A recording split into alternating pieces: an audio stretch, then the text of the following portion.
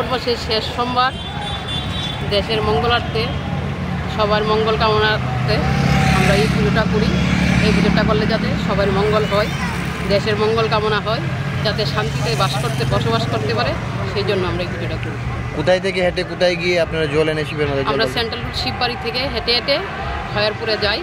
খয়ারপুর 14 মারে বাড়ি থেকে জল এনে তারপর সেন্ট্রাল শিববাড়িতে বাবাকে স্নান করাই। প্রতি বছরই আসে? প্রতি বছরই আসে।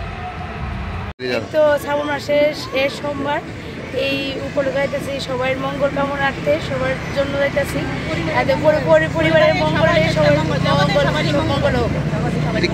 প্রত্যেক বছরই কি আপনারা? হ্যাঁ, প্রত্যেক বছর যাইতেছি। ভগবানের কাছে কি প্রার্থনা করেন? সবার মঙ্গল কামনা করি, সবাই যাতে ভালো থাকে, সুস্থ থাকে, এই কামনাই করি। কিসের জন্য? ভগবানের কাছে কি প্রার্থনা করেন? প্রত্যেক বছরই কি যান?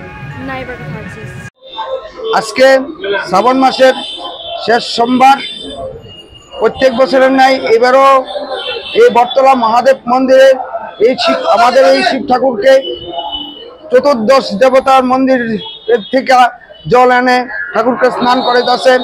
ভক্তরা নিজের শান্তি কামনায়, সমৃদ্ধি কামনায়, বিশ্ব শান্তি কামনায়, সবার ভালোর জন্য, আমাদের শান্তির জন্য এই শিবের পূজা সবাই করতেছে। সকালবেলা হতে ভোরবেলা ব্রহ্ম মুহূর্ত থেকে আরম্ভ হয়েছে এই শিবের স্নান যাত্রা। তাদের শান্তি কামনা করে, বিশ্ব শান্তি কামনা করে, সবাই ভালো থাকার জন্য কামনা করে।